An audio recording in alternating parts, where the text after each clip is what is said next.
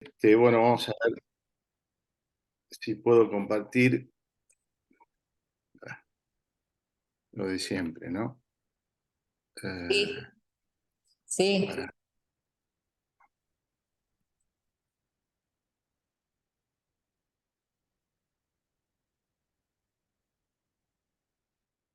ya estoy. Sí, ningún problema, doctor.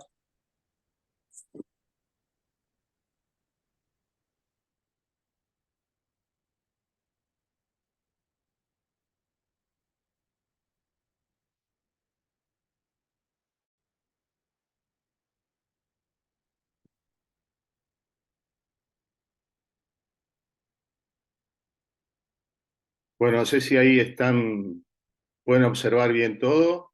Sí, perfecto, doctor, se ve. Bueno, perfecto. Bueno, esta vez me tocó hablar un poco de escleroterapia. Vamos a tratar de describir así los principios básicos de la escleroterapia y lo vamos a dividir en esto que es principios básicos. Después vamos a hablar sobre la microescleroterapia y después de la escleroterapia de los grandes vasos. Eh, con respecto a los principios básicos, vamos a hablar un poco de historia. La escleroterapia, si bien hay algunas descripciones sobre Hipócrates y Galeno que intentó siempre lesionar vasos venosos a través de punciones, la escleroterapia no se desarrolla como tal hasta que Pravas describe, o sea, inventa la famosa jeringa. En realidad él realizó la primera escleroterapia con esta jeringa no a una varice, sino a una malformación venosa, pero fueron Chasignac y Petrequín con el percloruro de hierro, que es el primer esclerosante descripto, el que realizaron la primera escleroterapia. Bueno, la escleroterapia se fue desarrollando y fue una de las únicas, el único tratamiento que había a nivel mundial hasta que apareció la descripción de la safenectomía en el siglo, digamos, XVIII. Fue en 1906 cuando Babcock desarrolla el fleboextractor y ahí pasó a ser la cirugía la reina, digamos, de la terapéutica de la insuficiencia venosa. ¿Por qué esto? Porque también, obviamente, la escleroterapia tenía grandes complicaciones, infecciones, lesiones importantes como lesiones flevíticas, pero bueno, todo esto hizo de que aproximadamente por más de 100 años, que no se utilizara la escleroterapia como un tratamiento ideal. Pero fue, digamos, eh, el desarrollo, la, la, la, la novedad terapéutica fue con el advenimiento de los esclerosantes tensoactivos detergentes, como ser el tetradecilsulfato de sodio y el polidocanol, donde su uso en forma de espuma revolucionó así la terapéutica y permitió que a partir del siglo XXI, con la técnica de Tessari, el agitamiento, la técnica del torbellino, permitiera obtener una espuma económica, barata, estable y realmente efectiva. En el desarrollo de la espuma, o sea, desde, digamos, el Airblock de Orbach, que no, si bien no es una espuma, sino que buscó desplazar la sangre, inyectando primero una burbuja de aire y luego el esclerosante, hubo varios autores que describieron distintas formas en el desarrollo de esa espuma. Y en este caso quiero destacar al doctor Martínez Lacabe de Entre Ríos, que fue uno de los pioneros en el uso de la espuma dentro de nuestro país. Eh, bueno, por definición, esto en el primer consenso latinoamericano y en el segundo consenso argentino de escleroterapia que se desarrolló en Buenos Aires en el 2012, se llegó a esta definición. La escleroterapia consiste en la inyección de un producto químico irritante de la luz venosa para provocar la inflamación de su endotelio y la posterior obliteración fibrosa de ese segmento venoso. ¿Qué es lo importante en este caso? Lo más importante es que exista un daño endotelial y una posterior fibrosis. Esa es la base histopatológica y el objetivo terapéutico de la escleroterapia. Esto va a depender del tiempo de contacto del esclerosante en el endotelio. Ese daño endotelial tiene que ser un daño prácticamente irreversible para que se exponga la matriz colágena subendotelial y de esa manera se desencadena todo el proceso inflamatorio que va a acabar con la fibrosis venosa, que es el objetivo final de la escleroterapia. Cuando hay un daño, ese daño endotelial, hay una liberación muy importante de endotelinas, fundamentalmente de la T1, que es una endotelina vasoconstrictora, proinflamatoria y profibrótica. Posteriormente existe una gran agregación plaquetaria con liberación de factores de activación del factor 7 y se desencadena lo que sería la coagulación intrínseca. Y acá viene el tema. Digamos que la constante de la escleroterapia es la formación de un trombo. Lo que sí necesitamos de que ese trombo no sea lo suficientemente grande o que permanezca demasiado tiempo, porque si no podemos llevar a la recanalización del mismo y al fracaso de la escleroterapia. Cuando el daño endotelial no es completo, el endotelio que permanece sano es el que genera la fibrinólisis de ese trombo y la recanalización del vaso. Con, por supuesto, el fracaso, ¿no?, del tratamiento. Digamos que luego se liberan una serie de factores quimiotácticos plaquetarios y tisulares que llevan a la migración de células fibroblásticas y generando de esa manera la fibrosis tan esperada. Ahora bien, ¿de qué va a depender la eficacia de todo este proceso? Uno, de la sustancia utilizada. Y algo muy importante, que es la concentración, que eso lo vamos a escuchar y ver en el transcurso de las charlas, es la concentración y el volumen inyectado del esclerosante. Lo más difícil y lamentablemente lo menos estandarizado. Esa concentración y volumen ideal para generar todo este efecto y evitar las complicaciones de la escleroterapia es un elemento que entra dentro de lo que es lo empírico y la experiencia del operador. Por eso yo digo de que la escleroterapia tiene una curva de aprendizaje eterna, porque depende mucho del paciente, del vaso a tratar, de varios factores que vamos a ir viendo en el mecanismo de la fabricación, incluso del FOAM, de la espuma. Bueno, esto es algo también importante. Cuando nosotros hacemos escleroterapia, siempre hay un pasaje, vamos a ver incluso en el mecanismo, o sea, en el procedimiento coguiado, de que hay un pasaje del medicamento al sistema venoso profundo. Y realmente las complicaciones de una trombosis venosa profunda o un tromboembolismo son extremadamente bajas. Y se considera que esto ocurre por dos razones, básicamente. Primero, porque el endotelio sano es mucho más resistente al esclerosante. Por eso los pacientes, cuanto más, o sea, el vaso, cuanto más varicoso, más dilatado está, más reacciona también al efecto esclerosante, porque tiene un endotelio ya previamente dañado. Y aparte, la hemodinamia, por supuesto, en el vaso sano, tiene un flujo mucho más rápido. Eso hace que disminuya el tiempo de contacto del esclerosante en el endotelio, por lo tanto el efecto va a ser mucho menor. Es un concepto a tener en consideración porque muchos se preguntan por qué, si bien hay un pasaje al sistema venoso profundo, no tenemos un daño en esos vasos, ¿no? Y en el resto, por supuesto. Aparte y amén de hablar de que el producto es inactivado por las proteínas plasmáticas, se forman muy rápidamente, ¿no? Y deja de tener su efecto, su mecanismo de acción incluso.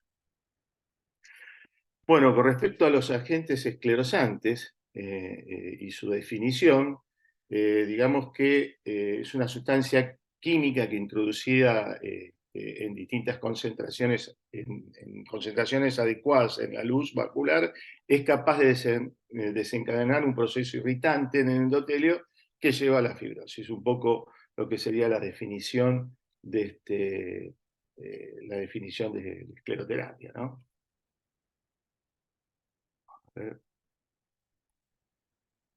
Bueno, y aquí Tournai es un escleroterapeuta francés que intentó describir cuál sería el esclerosante ideal, cosa que lo describió, pero en realidad nunca lo encontró, porque no existe un esclerosante ideal que sea estable, incoloro, fluido, indoloro, inocuo, o sea, que tenga todas estas. Siempre vamos a encontrar algún elemento, pero nunca todas estas cualidades del esclerosante, ¿no? Pero bueno, es un poco para describir, si nos acercamos al esclerosante dentro de estas cualidades, cuál es el más adecuado para utilizar, ¿no?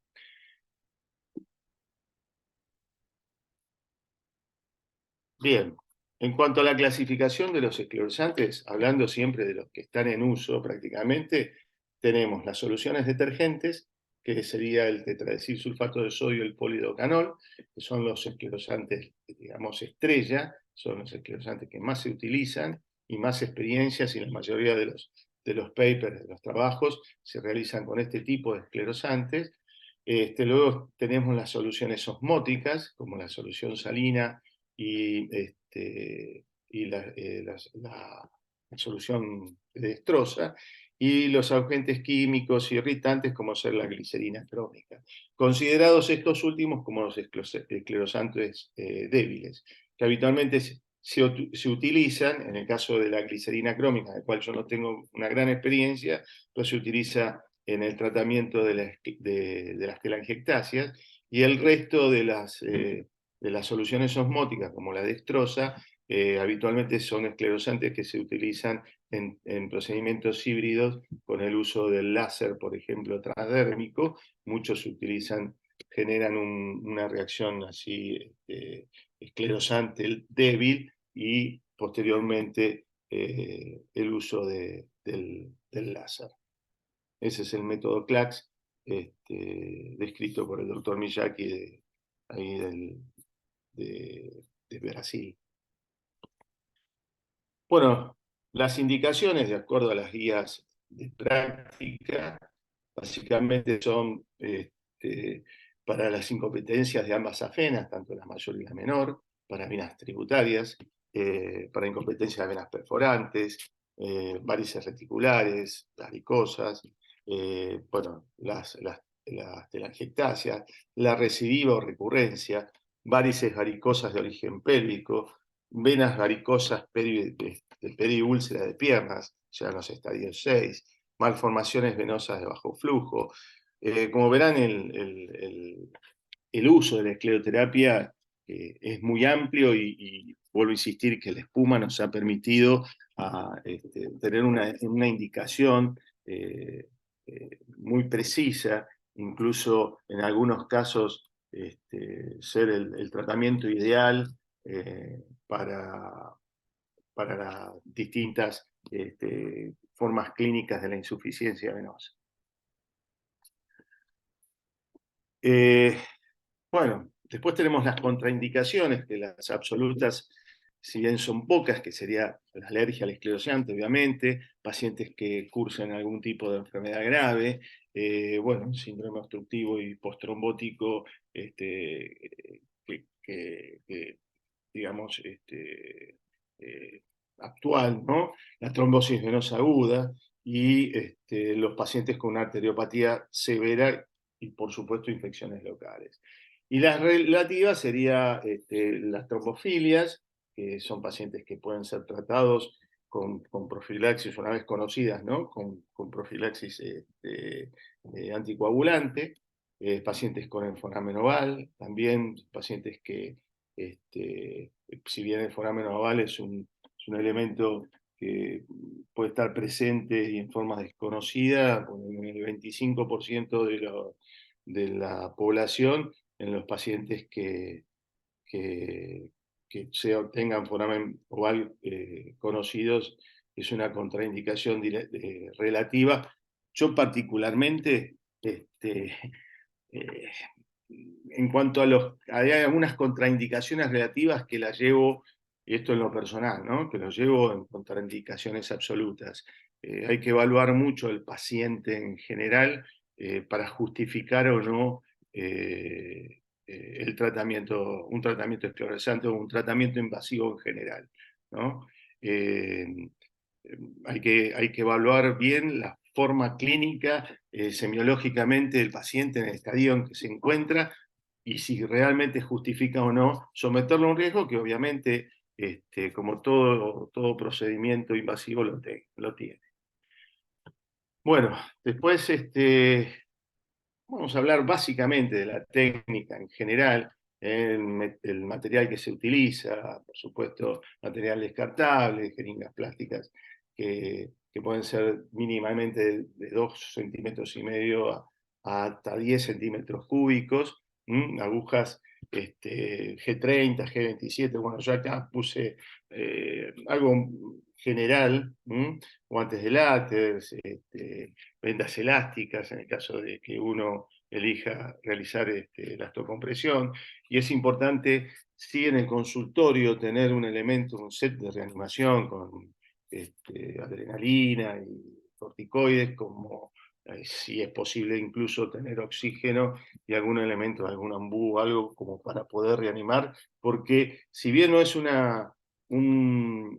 ente frecuente, el shock anafiláctico, sí es probable y realmente es muy desagradable. Yo en 30 años de la profesión, por suerte, nunca he tenido un evento, pero obviamente sí conozco de muchos colegas que lo han tenido y realmente no debe ser algo muy agradable. Pero bueno, esto incluso desde el punto de vista médico-legal es muy importante, este, digamos, decir, ¿no? Y bueno, en cuanto a los productos esclerosantes, como dije anteriormente, el más utilizado es el polidocanol y el tetradesilsulfato de sodio, que lamentablemente ya no está en nuestro país. Antes se comercializaba por el laboratorio Gravedi a través de la forma comercial que era el Fibroben. Era un esclerosante muy potente. Lamentablemente en nuestro país no pegó porque realmente al ser un esclerosante de mucha intensidad generaba muchas complicaciones. Y bueno, no es que sea malo, sino que uno estaba acostumbrado al polidocanol y en realidad había que usar mucho menos concentración para obtener un resultado este, óptimo que se obtenía con concentraciones muy altas de polidocanol. Era difícil, más que nada era difícil de manejar, pero una vez obtenida la experiencia es un excelente producto. Estos se utilizan en forma líquida o en forma de espuma, que eso también después lo vamos a ver. Es importante, como dije anteriormente, un examen clínico semiológico, evaluar al paciente en todo sentido. No son solamente un par de piernas, hay que como todo paciente que ingresa al consultorio, hacer una buena anamnesis, una buena historia clínica, preguntar sobre los antecedentes alérgicos fundamentalmente, y bueno, lo que hace al acto médico en sí, ¿no? Tener buena experiencia en el examen de Ecodoppler, creo que, como dice el doctor Camicia, un gran amigo de la sociedad de la FLITBA, lo primero que le recomienda a la gente joven es comprarse un Ecodoppler en vez de comprarse el láser. Muchos agarran y empiezan tal vez comprándose un láser o algo. En realidad hay que empezar por esto, hay que empezar a invertir en la especialidad comprándose un ecodoppler y aprender a hacer el ecodoppler, y el ecodoppler lo tenemos que hacer nosotros. Salvo que uno confíe en algún colega que va a generar un gran mapeo Doppler, pero si en lo posible, realizarlo uno mismo.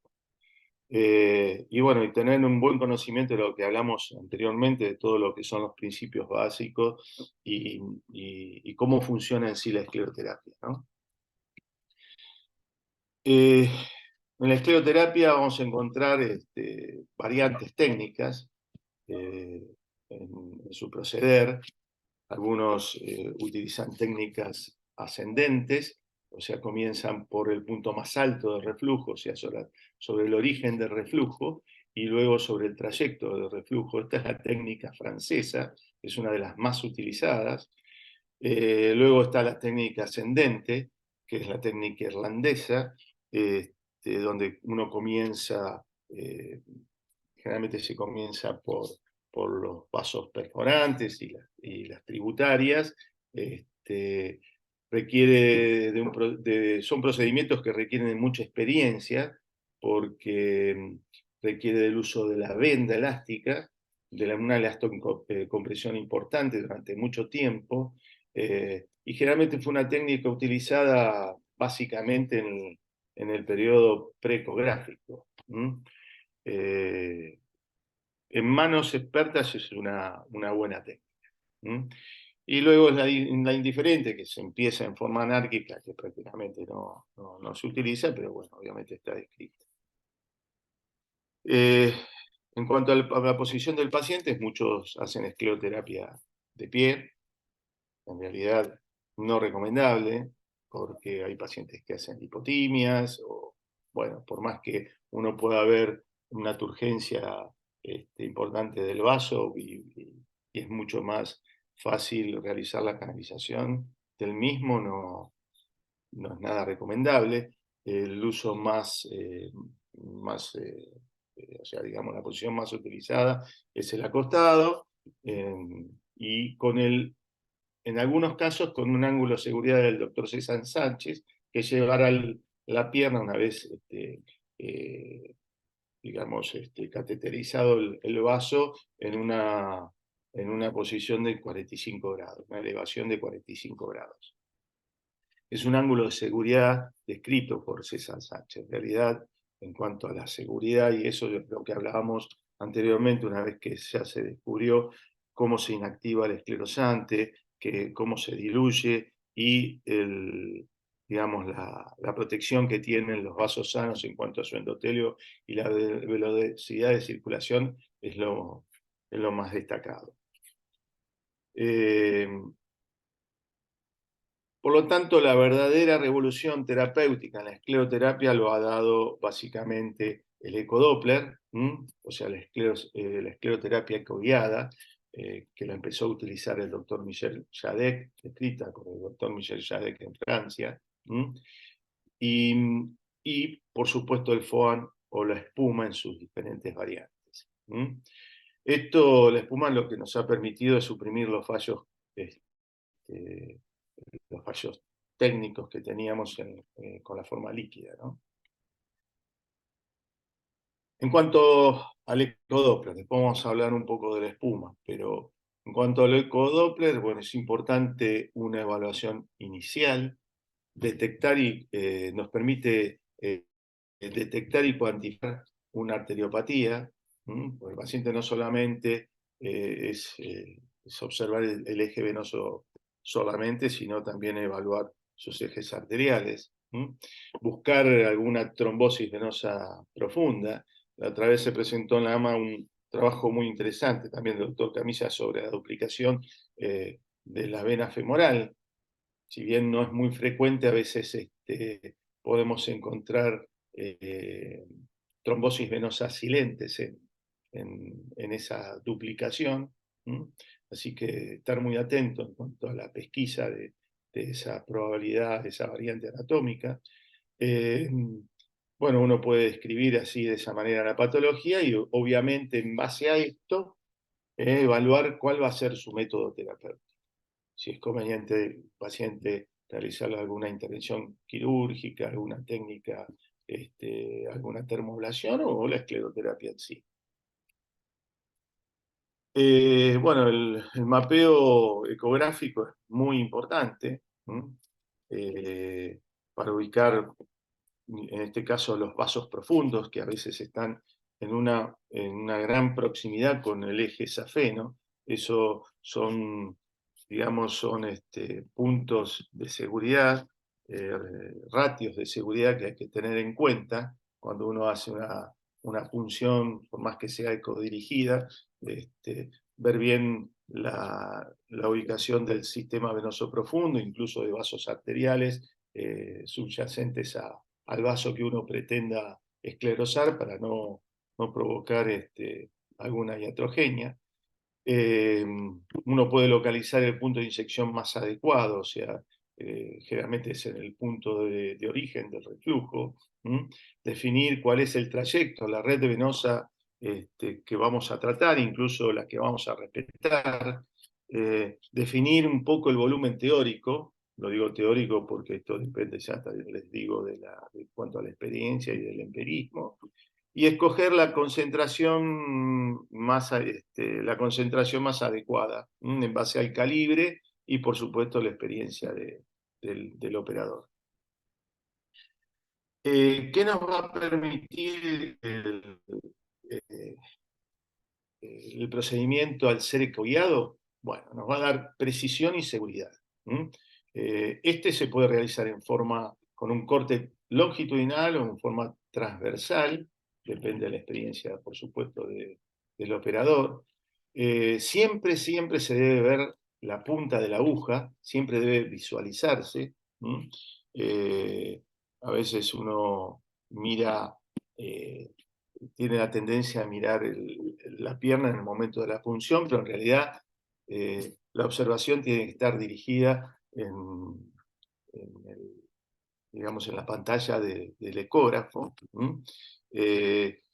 La ecogenicidad de la espuma nos permite ver la progresión, hacer un análisis ecográfico y ver cuál es la progresión de la espuma, a ver si no hay un gran pasaje al sistema venoso profundo, a ver cómo se distribuye, cómo se desarrolla, cómo se distribuye en el interior del vaso. Si tenemos un error, una extravasación, ver la calidad del espasmo, que eso es también un dato importante porque habla de la eficacia futura del procedimiento. Algunos utilizan maniobras postulares, por ejemplo, rotar al paciente, eh, eh, pero bueno, eso no se utiliza habitualmente, pero bueno, lo planteo. Y después también está la compresión intermitente con el transductor del, del ecógrafo en el vaso. Esto es algo que yo tuve la suerte de concurrir en un estallo de perfeccionamiento con el doctor Jadek, Michel Jadek en Francia, en donde él, cuando inyectaba el vaso y veía que una vez que distribuía toda la jeringa, digamos, toda la espuma, hacía compresiones para que la espuma se distribuyera alrededor de todo el vaso, porque es muy frecuente que cuando uno no inyecta grandes volúmenes y el vaso es un vaso de calibre considerable o no se genera un gran espasmo, que la espuma quede en el techo, digamos, de la vena. Eso a veces ocurre cuando uno utiliza pocos volúmenes o el calibre del vaso es muy importante. Entonces, he realizado una compresión intermitente sobre el vaso inyectado para provocar esa distribución más eficaz. Y bueno, y esto nos permite la verificación de eficacia del método. Y en cuanto a la espuma, hablando así digamos, de la revolución terapéutica del método, tanto con ecografía como con la espuma. La espuma es digamos, un efecto que se obtiene a través de los esclerosantes tensoactivos. Tienen que ser esclerosantes detergentes, como ser el polidocanol y el tetradesilsulfato de sangre. Esta espuma se produce cuando se mezclan estos detergentes con gases y agua. La espuma básicamente es una capa de líquido globular enclaustrado en un gas, cuya pared, como pueden ver en la imagen, ahí se encuentra el esclerosante en su estado, digamos, óptimo, sin dilución prácticamente. Esta espuma, cuando uno lo inyecta en una estructura tubular, se comporta como un elemento sólido. Y no se desplaza hasta que uno no realice una tensión mecánica que por supuesto no supere su límite de elasticidad. ¿Qué sería el límite de elasticidad? Es cuando empieza a perder esa tensión, la espuma se empieza a degradar y transformarse en un líquido. Para que eso no ocurra hay una fracción gaseosa mínima para que básicamente la espuma se comporte como un elemento, como un mousse, como un elemento estable y sólido, y genere un efecto pistón dentro del vaso desplazando la sangre y evitar de que se mezcle con la misma y tanto se inactive o se diluya el esclerosante. Esa fracción mínima es de aproximadamente, se considera que debe haber un 64% de volumen de gas en la espuma fabricada para que pueda tener esa densidad, esa consistencia.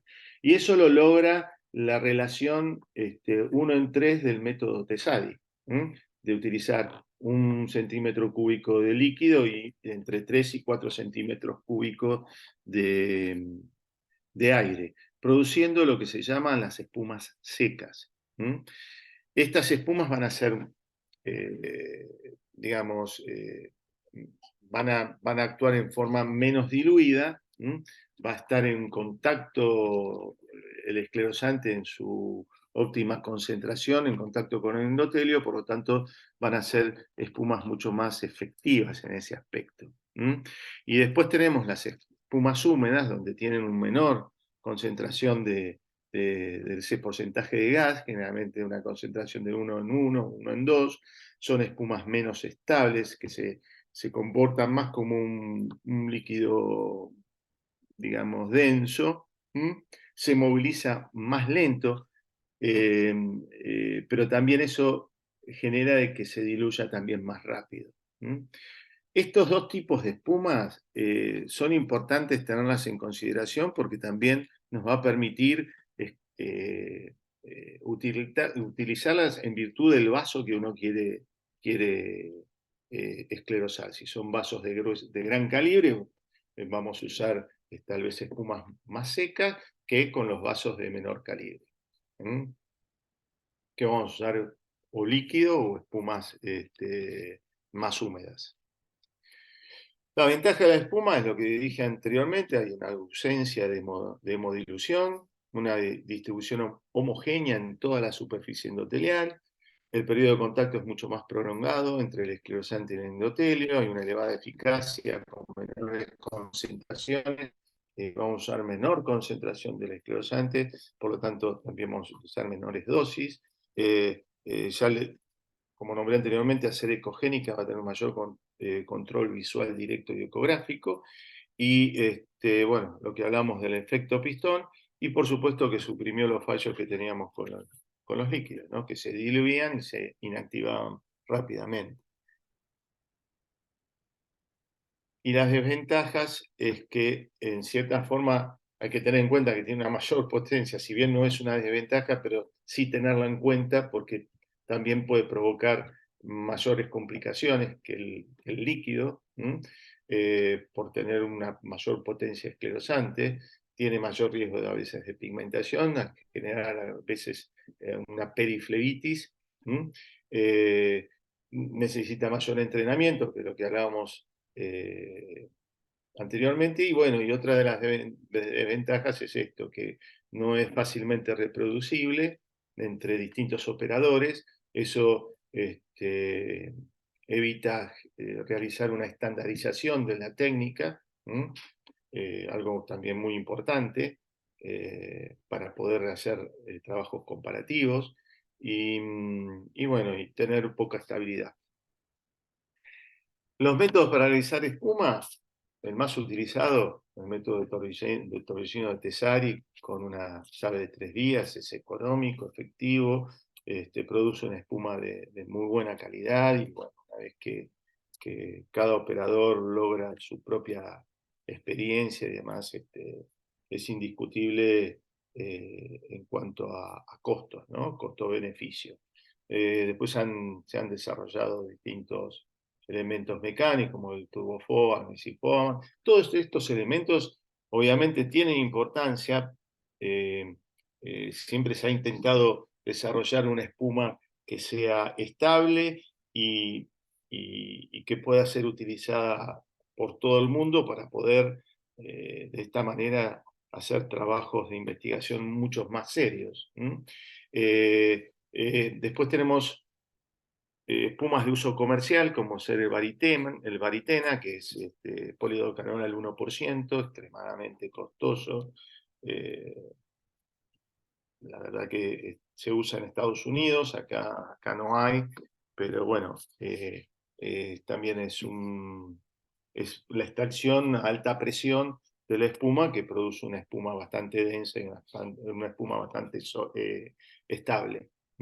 Y después esto últimamente es la aparición de este mecanismo que es el varixio, que, que como verán se comercializa en forma de, en realidad se comercializan estas cápsulas, el aparato es como si fuese una turbina que hace girar este elemento, como pueden ver ahí en la cápsula, que es como si fuese una especie de fresa o, que gira a alta revolución, produciendo una espuma en distintas concentraciones, se usa el 1, el 2 o el 3%.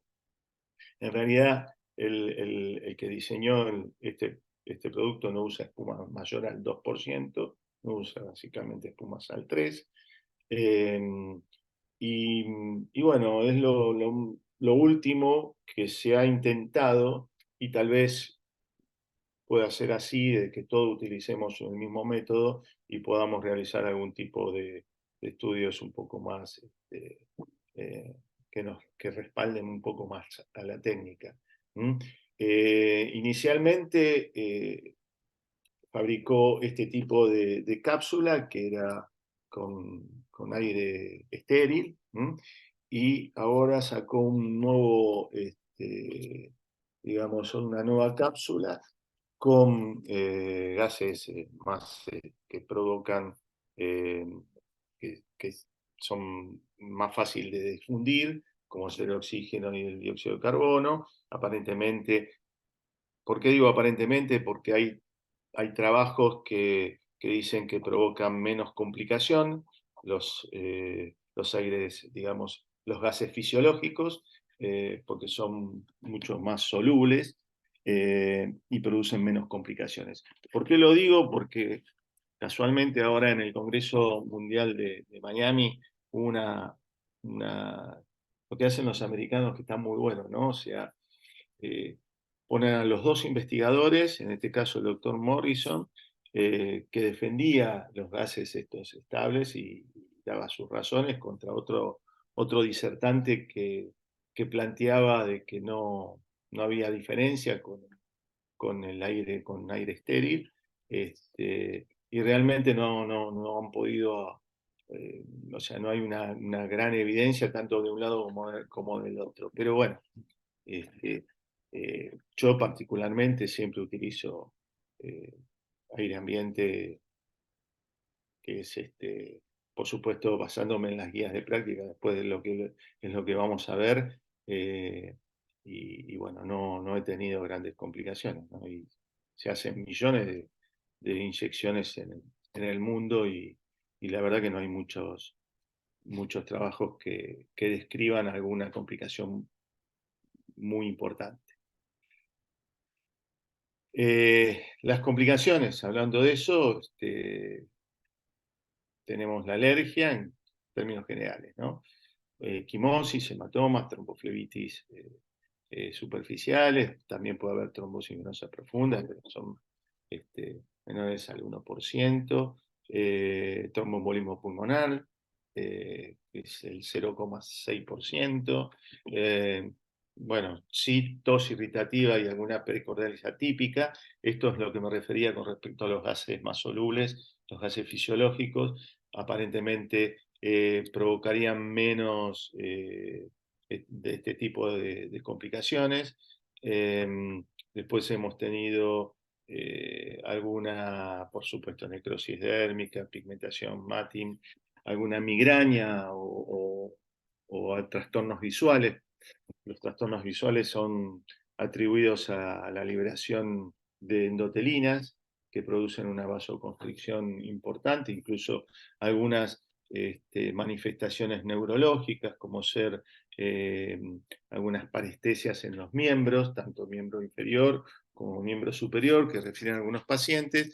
Es un episodio bastante preocupante porque cuando sí me ha pasado, incluso más con el tratamiento de telangiectasias que con la esclerosis.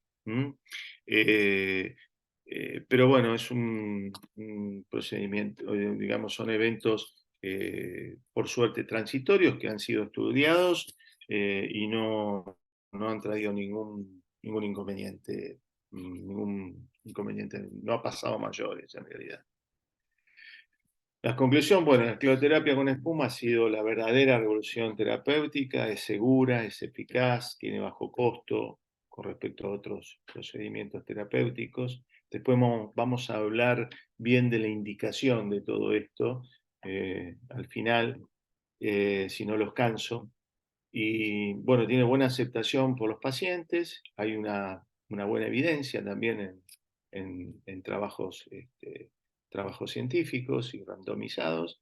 Y bueno, es una alternativa terapéutica que cada vez está creciendo su indicación debido a todas esas virtudes.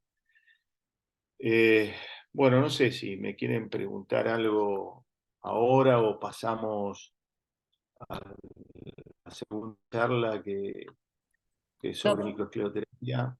Doctor, No sé, ¿usted cuál es el esclerosante que más usa? el polidocanol. El polidodecanol. Y la Ese concentración va dependiendo del... va a depender del vaso a tratar, como vamos a ir viendo ahora, del calibre del vaso. El polidocanol comercialmente que en el país digamos, se distribuye en distintas concentraciones, al 0,25% hasta el 4%, que es el único que tenemos en el país, lo digo porque no hay otro, es el AET, que lo distribuye el laboratorio Craveri. Se consiguen polidocanoles en farmacias, de fabricación así artesanal, pero que hay muy buenos laboratorios farmacéuticos que lo producen y también de buena calidad. Todo depende digamos, del especialista en la elección de eso y por supuesto que tiene que ser de farmacias de importante, que uno sepa que realizan inyectables en forma segura, más que nada por los riesgos legales, ¿no? que puede ocurrir. Perfecto. Eso es muy importante destacarlo, ¿no? Porque ha habido incluso algunas demandas al respecto. Entonces uno se cubre utilizando productos de calidad y de renombre, ¿no? Eso sí, eso es muy importante. Y después, bueno, el tetradesilsulfato de sodio yo lo usé muy poco, se usaba con una concentración menor, se hablaba de que, digamos, cuando si uno utilizaba al 1% en polidocanol, tenía que usar la mitad en concentración del tetradesilsulfato de sodio, o sea, el 0,5, por ejemplo. Debido a es un producto que tiene una acción muy irritante. Pero bueno, para vasos de grueso calibre es muy bueno también. es excelente una vez que uno le toma la mano en el mecanismo de acción. Y, No el, sé, ¿otra y pregunta?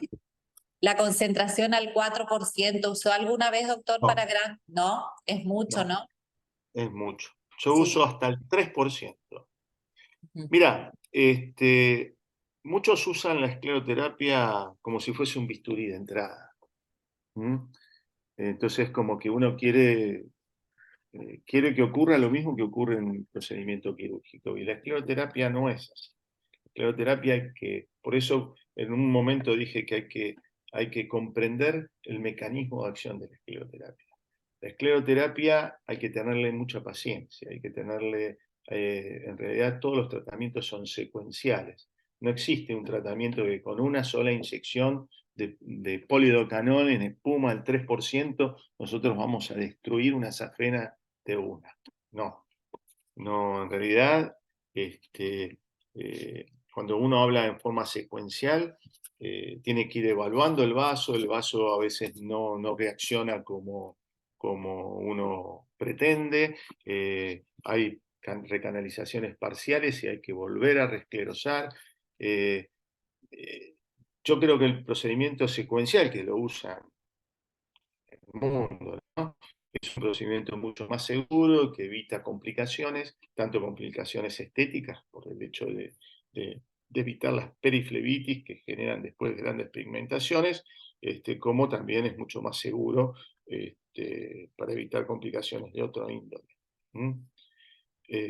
Pero hay que tener mucha paciencia en la escleroterapia, hay que empezar de a poco, con mucho cuidado. Mm, Por supuesto, no es un método que sea terrible, pero eh, a veces uno no es para asustar a la gente joven. Es algo que, como todo, es lo que digo yo, es una curva de aprendizaje que es mucho, tal vez un poco más larga que la cirugía. ¿Eh? Pero bueno, todo el tiempo, yo por lo menos todo el tiempo estoy aprendiendo. La escleroterapia me enseña. No es lo mismo, a veces lo comparo con el golpe de golf. El que juega golf tal vez lo puede entender. Uno tiene un golpe perfecto y después quiere repetir el mismo tipo de golpe y ve de que no tiene el mismo efecto. Acá con la escleroterapia a veces pasa lo mismo. Dice, mira, este vaso me respondió con una concentración al 2%, voy a volver a utilizar lo mismo. Y bueno, y en ese paciente, en ese vaso que trató, no obtuvo la misma respuesta. ¿Mm? A veces lo menos es más. ¿Mm? En escleroterapia es así. ¿Mm? Perfecto. Muchas gracias, doctor. Bueno, y después, no sé si quieren, pasamos al tema de lo que es la microescleroterapia. ¿Sí? ¿Mm? Sí, sí, sí, perfecto, doctor.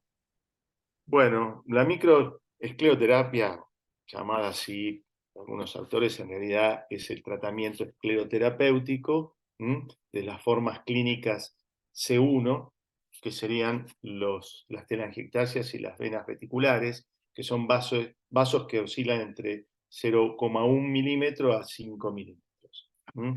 Vamos a ver que Martin Bo describe que estas telangiectasias están en comunicación con el sistema reticular en un 71% aproximadamente, con el sistema superficial en un 12,65% y también pueden tener un contacto directo con el sistema venoso profundo en un 8,8%. Por eso, estos pacientes que a veces no tienen un calibre venoso importante, deben ser estudiados con un ecodoppler. Siempre paciente flebológico, uno tiene que realizar un ecodoppler inicial porque muchas veces podemos observar de que tenga tal vez una safena que no es, por supuesto, que tiene que no tenga una dilatación importante, pero sí puede tener reflujo. Y eso es algo muy importante, o sea, a tener en cuenta porque también nos va a definir el resultado del tratamiento. Uno le puede explicar al paciente de que si bien es una safena que no siempre se sacrifica, quirúrgicamente o con algún procedimiento técnico, porque uno respeta el capital venoso, eso hay que tenerlo en cuenta también. Pero bueno, uno le puede decir, o por lo menos predecir, cuál va a ser el éxito del tratamiento. ¿Mm? Y, y recomendarle, obviamente, el uso de medias y de todo lo que es mejorar la calidad de vida del paciente en cuanto a bajar de peso, hacer actividad física, ejercicio, para mejorar el retorno venoso. Bueno, en el caso de las telangiectasias, hay un estudio que se hizo en el país, que es el estudio Prevenir 1 y Prevenir 2, que es un estudio liderado por lo hizo también la Fundación. Yo no tengo conflicto de interés, eso lo quiero hablar, pero bueno, evidentemente esto fue eh, eh, desarrollado por el laboratorio Craveri. Es un estudio epidemiológico que se hizo en el país y que no hay muchos realmente, no se hacen trabajos, siempre hay estudios anglosajones, americanos y demás, pero lamentablemente no tenemos estudios epidemiológicos sobre la insuficiencia venosa en el país, excepto este tipo de estudios.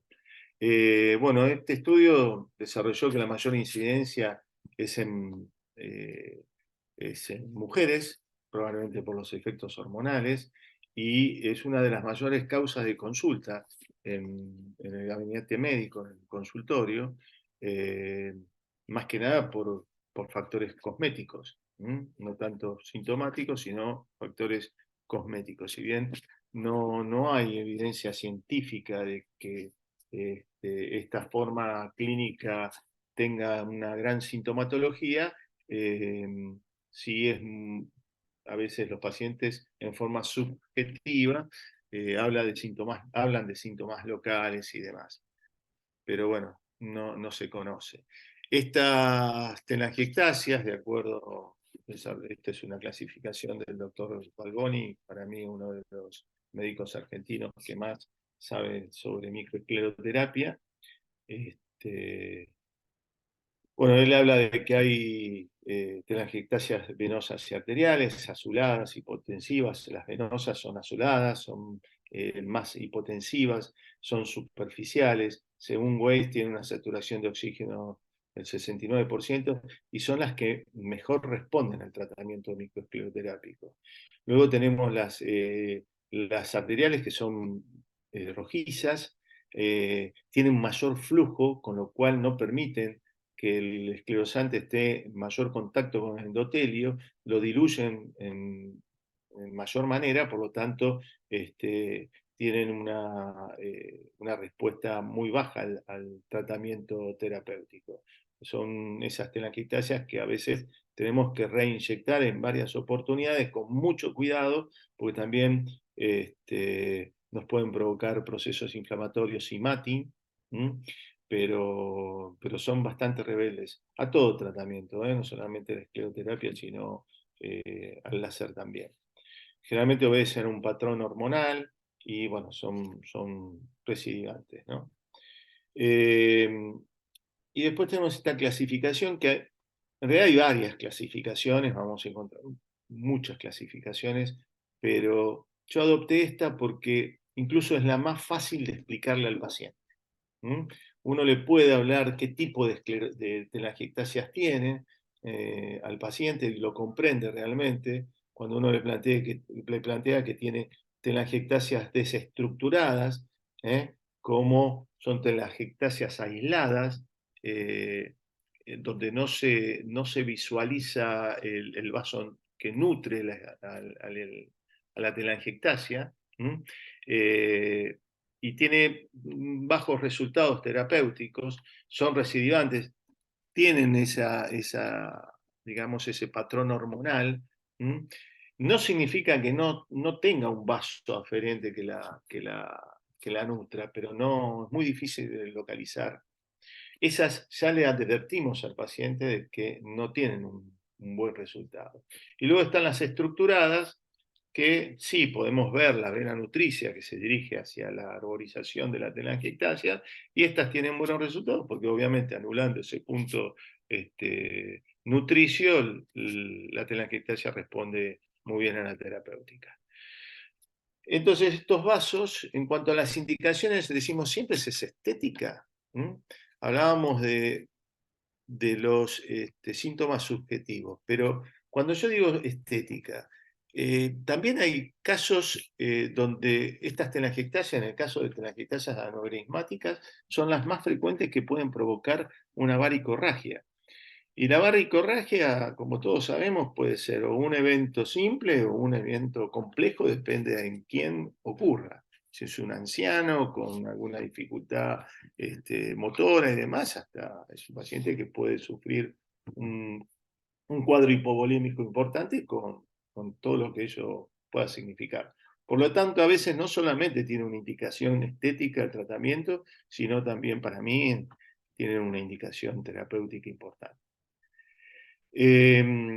Cuando hablamos de estética y cosmética, esto, consentimiento informado es muy importante, así como la iconografía, la fotografía es muy importante. El paciente no recuerda lo que tenía, a veces nosotros mismos no recordamos cómo se había presentado la consulta, pero en realidad la iconografía en ese aspecto nos defiende muchísimo. Para bien o para mal, ¿no? Por supuesto. Pero el consentimiento informado, como todo procedimiento terapéutico a realizar, es muy importante. Es efectiva, es segura, eficaz, tiene bajo índice de complicaciones, también un alto grado de satisfacción, bajo costo. Cuando falla la escleroterapia hay que buscar el error. Puede ser que haya una persistencia en una vena perforante reticular que no la hayamos advertido, que haya una incompetencia del sistema venoso superficial o profundo que no haya sido detectada. Estamos usando un esclerosante débil. Uno no es bueno con las inyecciones, a veces no tiene la habilidad de canalizar bien el vaso. Se nos rompe el vaso, todo eso hace a la experiencia, obviamente, o bien porque no hemos todavía terminado de tratar todos los reflujos y bueno, uno tiene que continuar, es lo que dijimos, a veces no es un procedimiento corto. Yo a los pacientes les digo, mira, esto vas a ver resultados recién a partir de los 60 días. Si tenemos resultados antes, bueno, mejor, pero nunca, no hay que serle muy triunfalista al paciente, incluso en cuanto a sus resultados, ¿no? Nunca la pierna va a lograr un 100% de efectividad, no es la bandina esto, le digo así, y siempre le planteo que va a tener entre un 70% aproximadamente de éxito, por supuesto dependiendo del paciente, ¿no? Hay pacientes que el éxito o sea que no, sabemos que no va a andar muy bien, y hay que serle honesto en cuanto a los resultados. Bueno, lo que usamos habitualmente, yo utilizo concentraciones siempre, en realidad utilizo la forma líquida, esclerosante, concentraciones entre 0,25 y 0,5%, no utilizo prácticamente más, y eso sí, tampoco utilizo grandes volúmenes, por eso puse 1 centímetro cúbico. En ocasiones puedo utilizar un poco más, pero en casos muy particulares, uno es lo que hablaba de lo secuencial del tratamiento. Cuanto menos inyectamos en la escleroterapia, o sea, en cuanto a cantidades o punciones, menos complicaciones cometemos. El FOAM, muchos autores lo utilizan, tienen buena respuesta. Acá tenemos que tener en cuenta que el FOAM, cuando había hablado de que tenía un efecto más potente, bueno, hay que tenerlo en cuenta. Porque si usamos 0,5 centímetros, o sea, 0,5 el porcentaje de la concentración del esclerosante en forma líquida, cuando queremos usar en forma de FOAM, tenemos que bajar a la mitad. A ver si se entiende. O sea, si yo voy a usar en este paciente, en la vena reticular, una pequeña dosis de 0,5, en concentración en 0,5% de polidocanol, si quiero usar espuma, tengo que bajarla al 0,20, tengo que fabricar espuma al 0,25 y una espuma lo más húmeda posible. Porque cuanto más seca, más con mayor concentración de gas que de líquido hago, más irritante es y más daño puedo provocar. ¿Se entiende eso? ¿No? Es importante. Eso no significa que una vez que uno ya le toma la mano a la espuma, bueno, utilice siempre espuma, ¿no? Eso va de acuerdo al operador. Bueno, la técnica, reconocer la vena reticular puede ser por visión directa, utilizando un transiluminador, que esto es un elemento muy, muy cómodo, la verdad que ayuda bastante, es más económico que la realidad aumentada. Y bueno, últimamente hay ecodopplers de alta frecuencia, con sondas de alta frecuencia, mayores a 18 MHz, incluso 22 y más altas también se están experimentando, donde uno puede visualizar el vaso o el reflujo de una tributaria. La posición, bueno, yo generalmente lo hago de forma acostada. Divido la pierna en cara interna, externa y posterior. Eso significa que comienzo técnicamente, digamos, la cara posterior de la pierna. En otra sesión hago la cara externa de la pierna, en otra sesión hago la cara interna de la pierna. No, no hago toda una pierna completa. Pocos sitios de punción, esto es lo que hago yo, no significa que otros autores hagan. Pero bueno, yo les transmito mi experiencia. Bajas dosis, lo hago en forma secuencial y nunca reinyecto la misma zona o el mismo complejo telangiectásico antes de los 15 días. Cada vez estoy espaciando más las sesiones, porque uno tiene, cuando hablamos del conocimiento, el mecanismo de acción de la escleroterapia, tiene que ver de que hay todo ese proceso fibrótico que está buscando, a veces es lento. Entonces uno tiene que evaluar semiológicamente la telangiectasia y va a ver cómo se va. Cuando uno ve que ya se está reduciendo, no hay que insistir, hay que dejar que siga reduciéndose. Es como una herida. Si yo tengo una herida y todos los días la toco, nunca voy a permitir de que termine de cicatrizar. Entonces esto es lo mismo. Hay que evaluar y hacer una buena semiología de la primera inyección. Por eso, tiempo y paciencia. Complicaciones son raras, necrosis y ulceración, incluso a veces hemos tenido una pequeña extravasación del líquido, si es muy pequeña. La verdad, yo no he tenido necrosis y se me han hecho algunos abones espontáneos por un error en la técnica y no he tenido ninguna complicación. Yo creo que eso más que nada es por el pasaje del medicamento, algún capilar arterial y provocar alguna necrosis, alguna fístula arteriovenosa que tengamos ahí advertida y que se provoque alguna necrosis y ulceración. Después, bueno, sí, lo que dije anteriormente, reacciones anafilácticas. Es muy rara las trombosis venosas profundas y el tromboembolismo a través de una telangiectasia por las concentraciones y volúmenes que utilizamos, pero bueno, todo puede ser. Y complicaciones menores, las más comunes son la pigmentación y el matting, las más desagradables, los microtrombos también, tromboflebitis tardías. A veces inyectamos y la paciente dice, mire, me apareció un proceso indurado, rojo, incluso distal al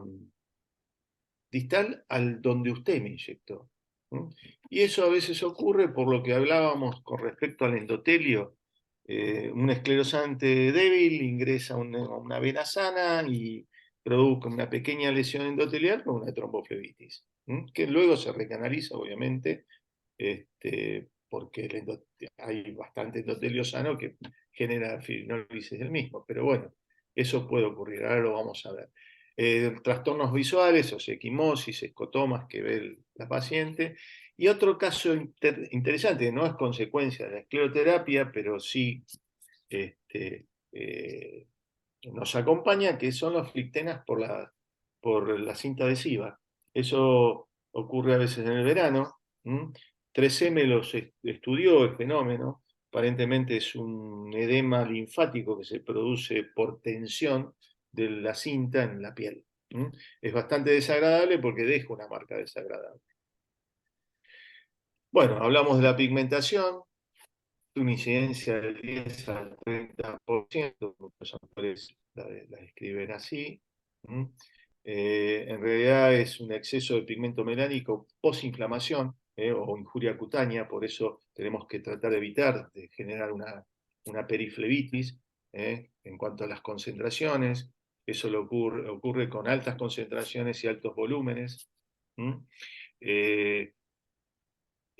El residuo necrótico de la vena tratada también genera una respuesta tisular que también pueden producir la pigmentación, y son depósitos de hemosiderina a causa de la reabsorción de una microtrombo o lenta del coágulo. Por eso es importante realizar una trombectomía precoz cuando se produce, que habitualmente se produce. Eso no hay que angustiarse, puede pasar una microtrombo, lo importante es reconocerlo y drenarlo. Otra cosa que le explico a los pacientes, cuando el paciente descubre que tiene una microtrombosis en un trayecto de una telangiectasia, se asusta y suele abandonar el tratamiento. Entonces hay que aclararle que si bien no quiere realizarse o continuar con el tratamiento, debe venir para resolver ese problema, porque si no la condena a una pigmentación. Eso hay que dejárselo muy en claro. Bueno, señores, si usted no se quiere esclerosar más, no hay ningún inconveniente, pero déjeme que continuemos evaluando este proceso para evitar una pigmentación futura. O sea, tiene que venir para realizar el drenaje del escleros. Acá vemos las microtrombosis que se pueden producir, por eso a veces se ven peor de lo que llegaron. El tratamiento es evitar el trauma local, la dosis y concentración eficaz es lo que hablé inicialmente, realizar una trombectomía precoz, hidratar la piel, evitar la exposición solar como cualquier equimosis o cualquier evento de pigmentación oscura. Se han usado despigmentantes, pero yo realmente no los utilizo. He trabajado con dermatólogos y, bueno, sí, usar la hidroquinona, pero no he tenido buenas respuestas. Y con el láser, que no tengo mucha experiencia, muchos autores hablan de que pueden mejorar el aspecto de esa pigmentación. ¿Cómo hacemos la trombectomía? Por punción o el método del doctor Rosling, que era por la fleboaspiración, o sea, una aspiración a través de jeringa. El más frecuente es por punción con agujas de mayor calibre. Yo uso a veces las de 18G, que son las que tienen el culote rosa. Para venas de mayor calibre, y si son pequeñas uso una aguja 48 suficiente como para drenar el tronco. El MATI, este es el fantasma. Estas complicaciones que están viendo aquí, que yo estoy presentando, son complicaciones mías, no son de otros pacientes. O sea, esto no significa el que lava platos se le rompe alguno. El que hace mucha escleroterapia ha tenido este tipo de complicaciones que inevitablemente, de acuerdo a los trabajos, hablan de un 15 o un 24%. Eso es inevitable. Pero bueno, más que inevitable hay que tener un poco de conciencia de cómo trabajar adecuadamente para no superar ese porcentaje. Si superamos estos porcentajes, porque evidentemente algo estamos haciendo mal. Eso pasa en toda la medicina. Como cirujano, me decía mi jefe, si tenías una fístula, si tenés muchas fístulas en la sutura intestinal es porque no la estás haciendo bien. Bueno, la fisiopatología de la angiogénesis. Sabemos que la escleroterapia produce un proceso inflamatorio perivascular o un periflevítico. Eso genera un estado hipermetabólico con proliferación de las mast cells de heparina, unidos al factor de crecimiento endotelial y con la proliferación microvascular. Esa es una teoría, hay muchas más, pero tienen, la verdad, factores de riesgo que hay que tratar de evitar, que es la presión ejercida en el émbolo de la jeringa, usar jeringas de tuberculina. Tenemos que ver de que si usamos una jeringa de tuberculina, la presión ejercida en el émbolo y la presión eyectada del esclerosante va a ser superior que si usamos jeringas de 2,5 a 3 centímetros cúbicos. Es un dato importante a tener en cuenta, porque muchos usan jeringas de tuberculina, pero la presión debe ser mucho más suave. Eso es lo importante. Por eso yo generalmente utilizo jeringa de 2,5. El volumen y concentración del esclerosante también es importante. Usar bajos volúmenes. Pacientes que consuman hormonas, algo también que hay que advertirle y que también puede traer mayor complicaciones, no solamente de MATI, sino también de pigmentación. El sobrepeso y obviamente antecedentes familiares o que el paciente tenga un síndrome de telangiectásico importante. ¿Cómo se trata? Hay que esperar, hay que tener paciencia, esperar porque mínimo 6 meses, no hay que ser, cuanto más agresivo uno es con el MATI, más MATI se produce. Entonces hay que esperar, hay que ver, hay que dejar que se reorganice, que haga una remodelación venosa y aparezca el vaso que generalmente está nutriendo ese MATI, ese acúmulo de vasos. Una vez obtenido, localizado, reinyectar esa vena nutricia. El láser en DIAC generalmente tiene buenos resultados. El doctor Sinkin, hemos hablado con el doctor Sinkin y bueno, él dice que si bien también es difícil, pero bueno, ha tenido buenos resultados. Y después hay usos de antiangiogénicos, yo no lo usé nunca, pero bueno, esto lo detallo porque hay algunos trabajos que lo describen.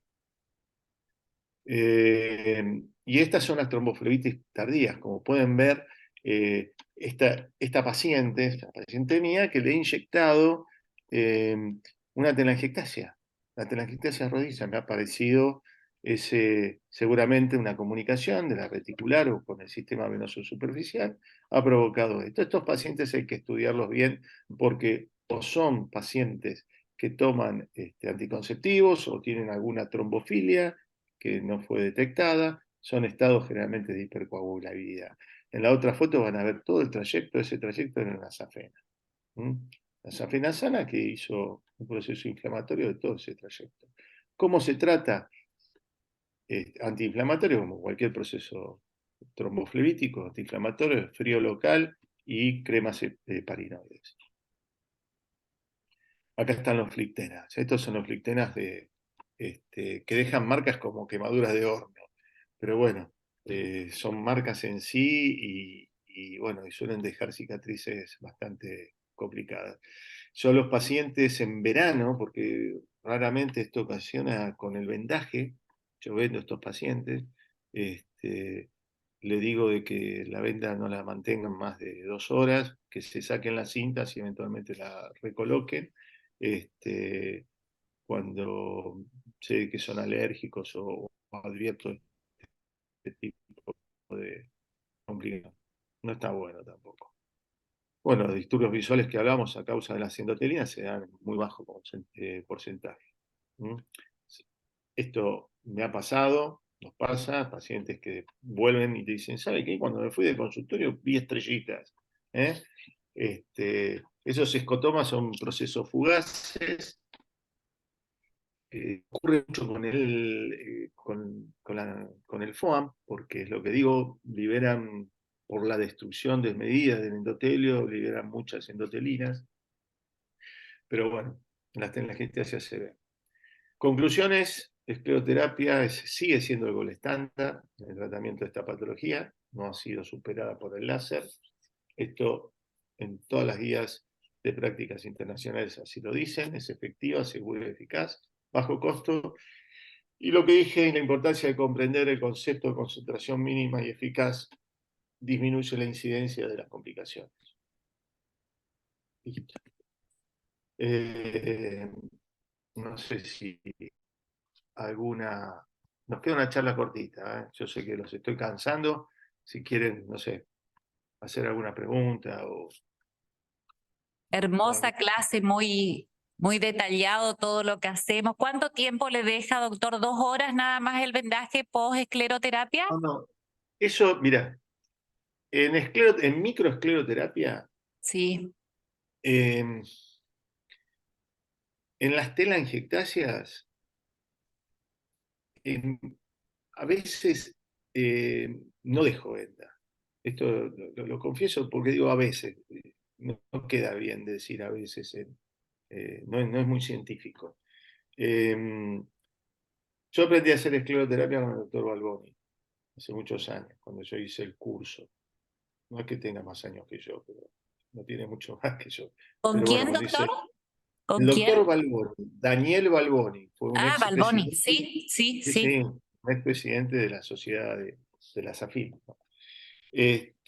Siempre venda. Él considera que el vendaje es fundamental, es un vendaje, mantenerlo durante 3 o 4 horas mínimo, porque después de la escleroterapia hay un proceso inflamatorio que se genera y bueno, y el vendaje contiene ese proceso inflamatorio, evita la producción de microtrombos. No hay mucha evidencia clínica al respecto. Hay pacientes que en esta altura del año el uso de la venda es muy reticente. Yo,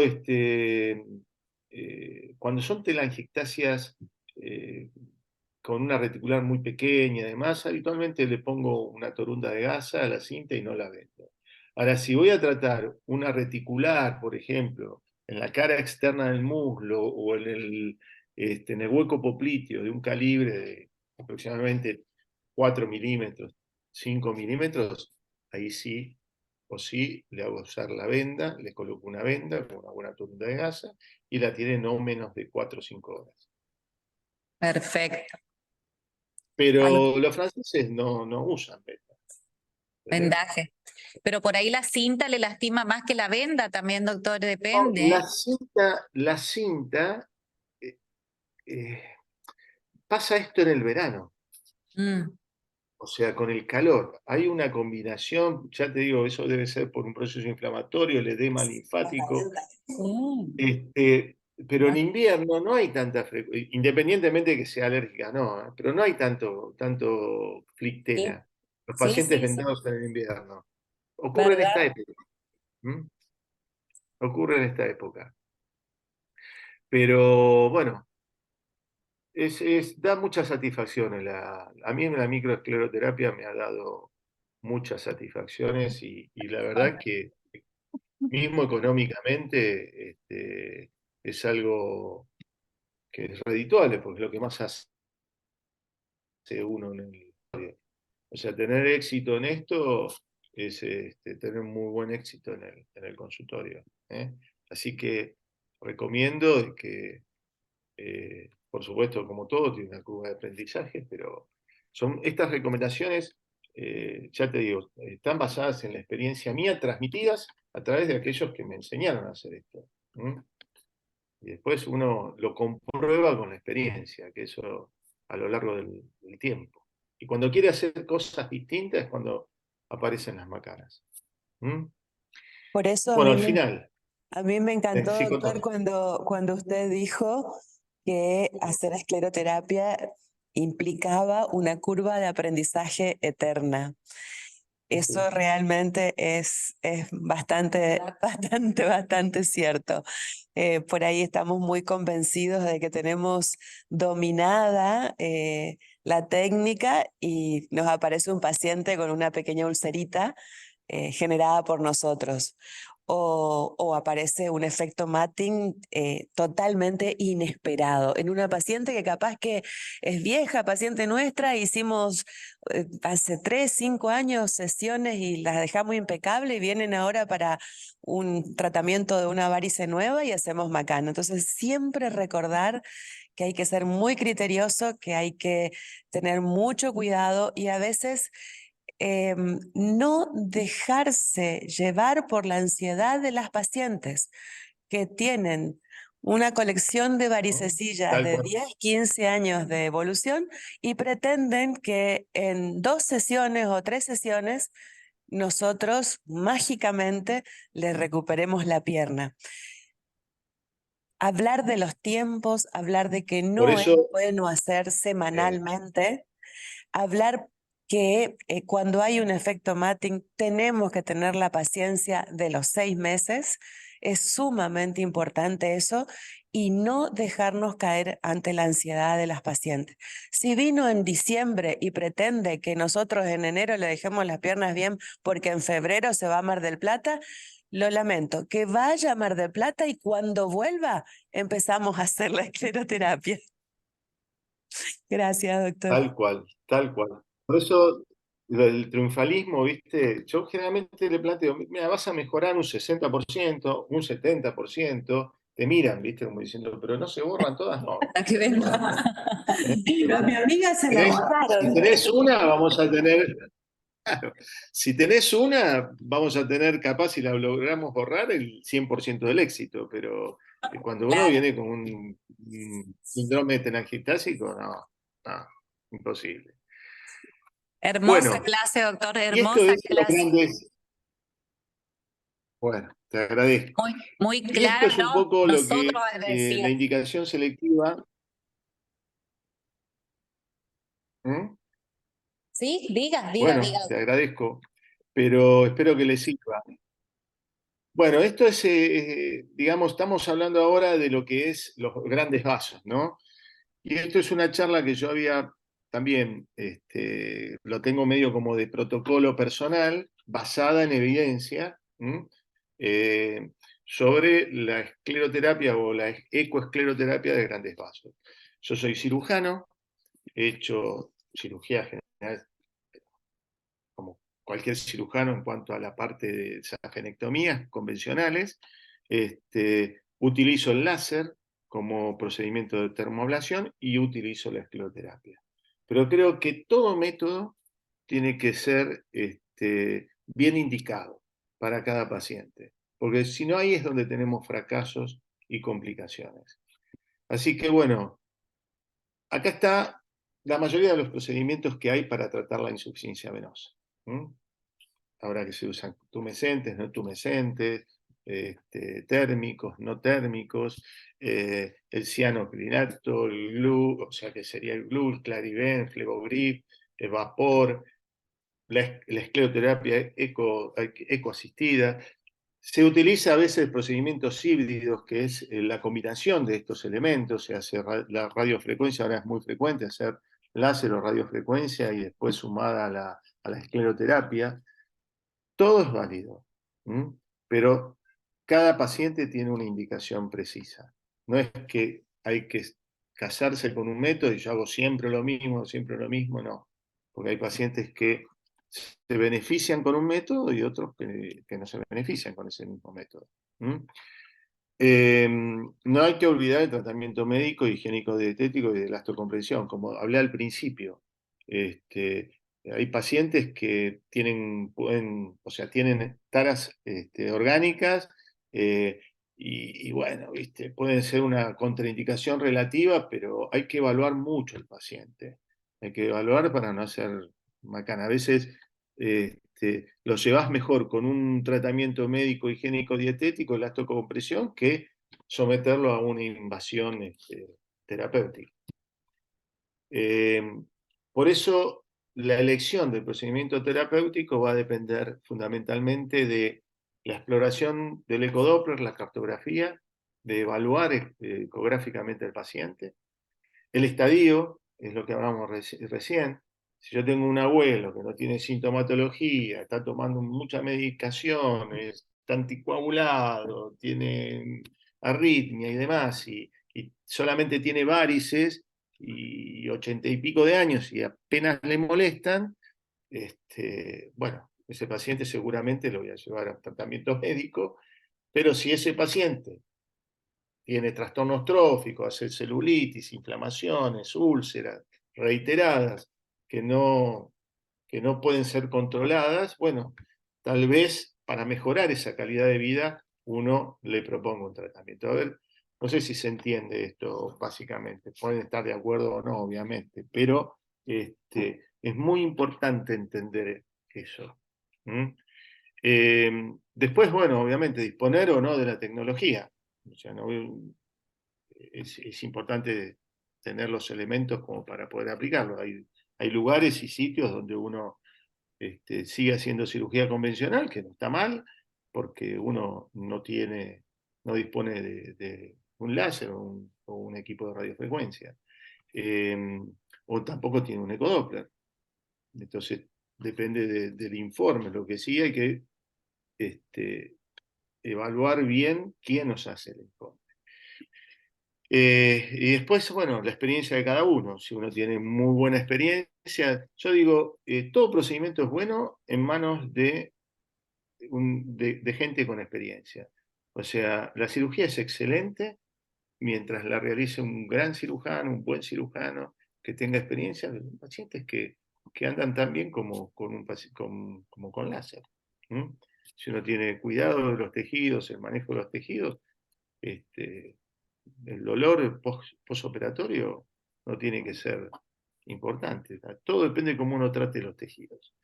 Y muchos hablan de lo que decida el paciente. Yo no estoy muy seguro de lo que decide el paciente, porque si uno le deja elegir al paciente, a veces puede ser un error, caer en un error, ¿no? Porque el paciente puede elegir, si uno le dice, bueno, hay tantos métodos para realizar, podemos hacer cirugía, escleroterapia o láser.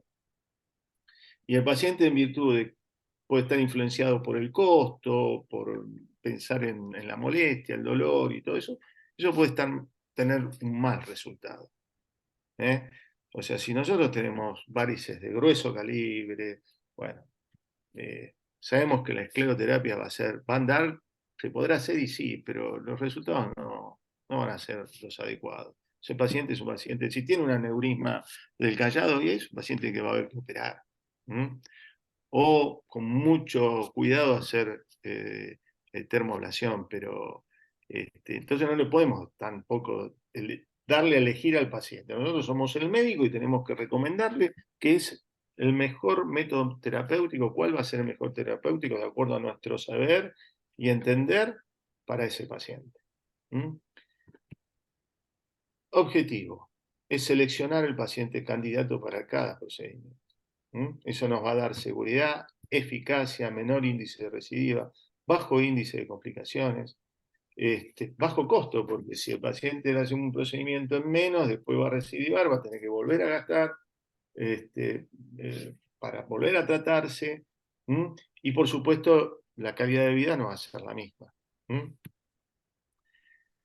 En el caso de la escleroterapia, es un procedimiento que es difícil de estandarizar y de reproducir, porque es difícil de obtener la dosis y concentración eficaz.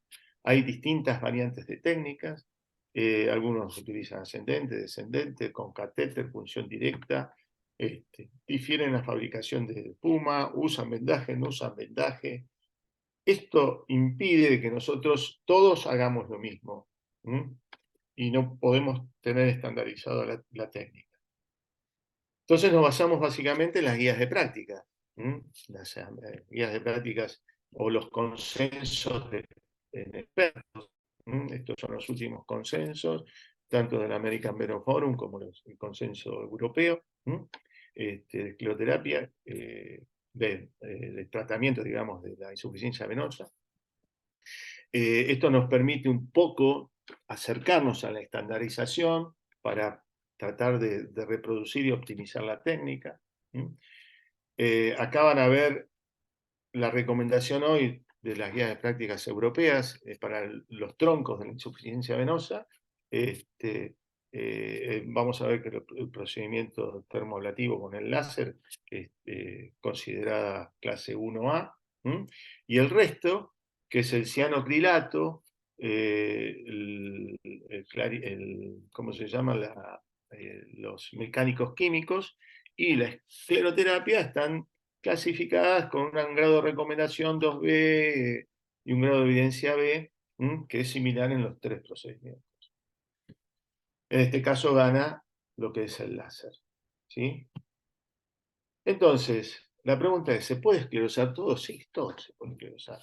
Ahora, ¿realmente todos los pacientes van a tener la misma eficacia? Va a ser todo más, o sea, igualmente de seguridad. ¿Todos vamos a tener el mismo éxito? Ahí es donde está la duda.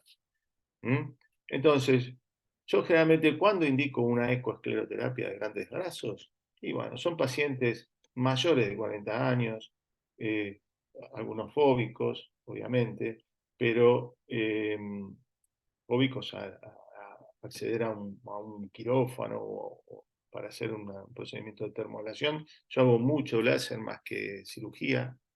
También hago mucho de esto, ¿no? Pero a un paciente adulto joven le recomiendo que haga un procedimiento de termoablación. ¿Por qué? Y porque está demostrado de que tiene menos recidiva, es más efectivo. Se le puede explicar que obviamente haciendo una ecoescleroterapia la recidiva va a ser precoz. Entonces, ¿a dónde lo dejo? Y lo dejo en los pacientes más añosos, donde la expectativa de vida es menor. Ahí sí los puedo recomendar con mayor seguridad un procedimiento de escleroterapia. Los calibres del callado trato de que no sean, como dicen las guías de práctica, menor a 1 centímetro. Si son mayores, trato de hacerle, o sea, indico termoablación o cirugía, y calibres que oscilen entre 5 y 8 milímetros, en cuanto al calibre del tronco de la vena safena. Esto es algo personal, ¿eh? Utilizo polidocanol, como dije anteriormente, 2 al 3%, paciente de acostado, hago una técnica descendente, la técnica francesa, punción directa, no utilizo catéteres, trato de hacer 2 o 3 punciones, en realidad catéteres largos, porque a veces utilizo Avocat, ¿no? que es un catéter cónico. Trato de realizar, en la medida que me lo permita, para utilizar pocos volúmenes, hago una inyección en el tercio superior del muslo, inyecto 3-4 centímetros y después me voy por debajo a nivel de la rodilla, salvo que se me haya distribuido, generado un gran vasoespasmo, entonces ahí dejo, termina el procedimiento, pero si veo que no se rellenó el vaso completo, la inyección a nivel más distal del muslo. Uso bajos volúmenes, no más de 10 centímetros en total, como así lo indican las guías. Esto nos protege, nos protege incluso legalmente el hecho de que nos respalden las guías de práctica. Un ligero Trendelenburg, y generalmente el vendaje lo realizo por confort también, un vendaje porque a veces en los muslos son muy difíciles de vendar. Pacientes obesos, a veces son difíciles de vendar el muslo, pero bueno, a veces es preferible no vendar ese muslo que generar ligas, la venda que se corre y genera compresiones segmentarias, que eso puede traer más complicaciones. Muchos hacen vendajes con vendas adhesivas y demás, pero igual, los pacientes, hay muslos que son muy complicados. No así la pantorrilla, donde a veces tenemos más tributarias dilatadas. ¿Por qué? Y me baso un poco en la evidencia, no la hago porque se me antoja. Uno trata de buscar evidencia en los trabajos y en las guías de práctica para respaldar su hacer médico. Este trabajo lo deben conocer muchos porque se nombra siempre Rasmussen, porque tiene una alta casuística, que son alrededor de 500 pacientes, 580 piernas, y se compararon durante 3 años dos distintos métodos: la cirugía convencional, los procedimientos termoablativos y la ecosclerosis. Y la conclusión es que tienen más recanalización y mayor digamos, retratamientos los pacientes con ecosclerosis. Esto es lo que hablaba un poco con respecto a la edad. ¿Por qué no se lo planteo a los pacientes jóvenes? Porque en breve le voy a tener que hacer nuevamente el procedimiento, y porque elijo tal vez pacientes de mayor edad. Complicaciones por volúmenes. Este tratamiento no solamente hay complicaciones cosméticas como el matting o la pigmentación, sino que volúmenes más altos de espuma han atribuido a complicaciones tanto trombóticas locales como distantes. Este también es un trabajo que hizo Cabezzi y Parsi. Por eso, dentro de las recomendaciones de las guías de práctica, vamos a ver, estas son las últimas guías del año 22.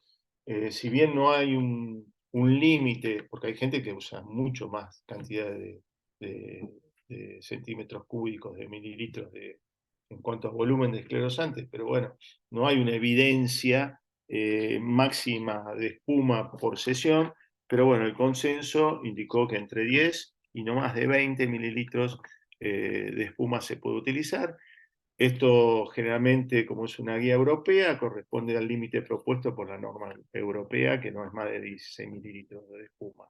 Pero bueno, es una norma que recomiendan. Las guías recomiendan, no son en este caso que dictaminan fehacientemente lo que uno debe realizar. Bueno, sabemos que a menor diámetro, menor volumen, menor riesgo. Por eso vemos que los calibres menor de 5 milímetros tienen mejor respuesta, y los volúmenes que oscilan hasta 10 mililitros tienen menores complicaciones. Este trabajo de Meyers, si bien es un trabajo que no es muy nuevo, en 2008, fíjense que fue utilizado para dictaminar una nueva recomendación sobre el diámetro esclerosante en los troncos venosos, que no deben ser, o recomiendan, no ser mayores a 6 milímetros. Esto es nuevo, es una recomendación nueva de la guía de práctica. ¿Por qué múltiples inyecciones? Bueno, en pequeñas dosis reduce el riesgo. En este trabajo observaron de que inyecciones múltiples en pequeñas volúmenes y dosis reduce la cantidad de espuma esclerosante que pueda entrar en el sistema venoso profundo. Por ende, menor complicación también. Y también tenemos que tener en cuenta que si nosotros hacemos una única punción a nivel del tercio distal del muslo, tenemos que considerar la dilución del esclerosante. No va a ser en la misma concentración que inyectamos en los primeros centímetros con respecto a nivel del callado. Ya va a ser un esclerosante más diluido e inactivado. Por eso, si bien nos acercamos al callado aproximadamente 15-20 centímetros, no inyectamos una gran cantidad de volumen, pero nos aseguramos de que la concentración inyectada sea suficiente. Acá hay varios trabajos donde habla de la cantidad de mililitros de sangre que inactivan, no solamente por la proteína, o sea, sabemos que el polidocanol se liga a la beta-globulina, que son proteínas de la sangre, y se inactivan en pocos segundos.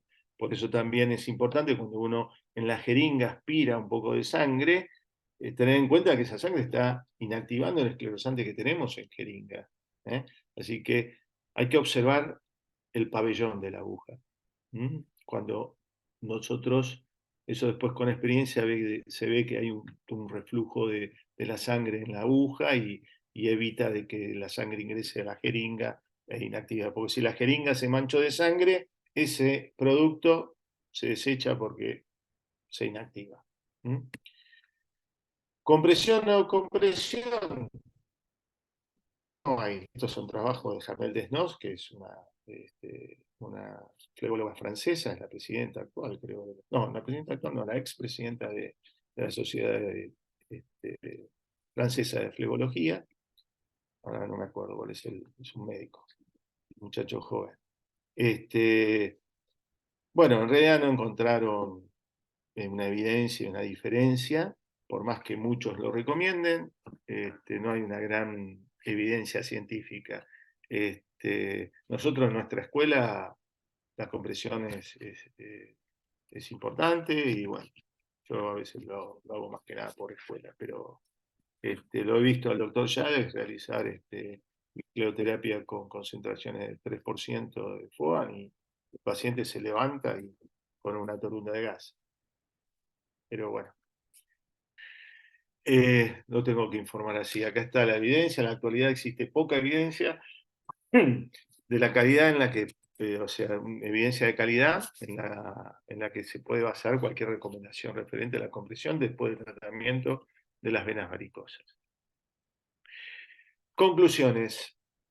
Lo que dije anteriormente, seleccionar los pacientes ideales para el procedimiento, eso nos va a generar una disminución en las complicaciones, nos va a incrementar la eficacia del tratamiento que usemos, y jerarquizar el procedimiento que usamos. Porque a veces los procedimientos se desprecian, así por decirlo, porque están mal utilizados. Entonces se critican en manos inexpertas y uno dice, ah, cleoterapia no sirve, o es mejor la cirugía, o a veces es porque están sobreindicados. No hay que sobreindicar, no hay que forzar tratamientos, no hay que forzar a la escleroterapia, no hay que forzar al láser, hay que indicarlo detalladamente y adecuadamente. Esto nos lo brindan los trabajos y estudios clínicos controlados y randomizados. Esto nos va a dar credibilidad y seriedad en lo que hacemos. Y, por supuesto, basarnos en los consensos de expertos que tratan de estandarizar la técnica para que sea reproducible y universal. Bueno, muchachos, estos son algunos casos, es una safena interna y una safena externa. Tratada con escleroterapia, fíjense en cómo mejora los trastornos tópicos, algunos casos para ver. Esto es una perforante poplitea, que se hizo inicialmente, como verán acá, después de la punción. En la segunda foto, lo que hablo de lo que es secuencial. Yo me conformé con inyectar próximo al punto de reflujo, no recuerdo, pero no fueron más de 2 centímetros cúbicos al 2% de espuma, lo más cercano al punto de reflujo. La vendé, la dejé, la cité a los 21 días, vi que el trayecto había disminuido y volví a reinyectar sobre ese trayecto de reflujo porque el punto de reflujo había disminuido. Y esto es un resultado posterior. Bueno, y esto es una paciente que con varices de origen pélvico, multioperada, realizada microcirugía y obviamente recidivante. En este caso, la escleroterapia para la manifestación extrapélvica de la congestión pélvica es la indicación ideal. Por supuesto, tratando el punto de reflujo pélvico, ¿no? Que ahí el doctor Gural Romero y el doctor Dándolo tienen mucha experiencia al respecto. Este es otro paciente también con una varices de origen gonadal. Y bueno, gracias por todo. Espero que no haya sido muy plomo, muy largo, no sé ni qué hora es, son las 11 menos. Y bueno, que ha sido solito. Hermosa clase, doctor, muy claro todo. Así que muchísimas gracias por haber estado acá con la doctora Marecos. Le agradecemos y en nombre de todos. Bueno, muchas gracias y bueno, muchos éxitos con la diplomatura y gracias por invitarme, tanto a ustedes como a los doctores Pietravalos. Un gusto, doctor, un gusto. No, gracias a todos. Fue realmente un placer tenerlo con nosotros. Y si tiene un tiempito, revise el chat y va a ver que los alumnos que estuvieron conectados lo están felicitando todos. Y Bueno, seguramente los que van a ver después de manera asincrónica su charla, la van a repetir varias veces porque cada segmento tiene tremenda utilidad. Muchas sí, gracias, sí. doctor. Y cuanto a si después desean hacer alguna pregunta, yo en algunas de las, generalmente en todas las charlas dejo el mail, así que si me quieren hacer alguna pregunta por mail, ningún inconveniente. ¿Sí? Muchas gracias, doctor. No, gracias a ustedes, un placer. No, un placer para nosotros también escucharlo. Muchas gracias. Hasta luego, doctor. Hasta luego, hasta luego.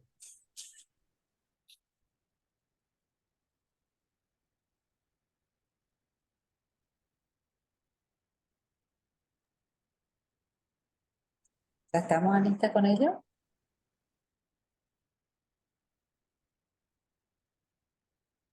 Sí. ¿Todo bien? ¿Les gustó? Miguel.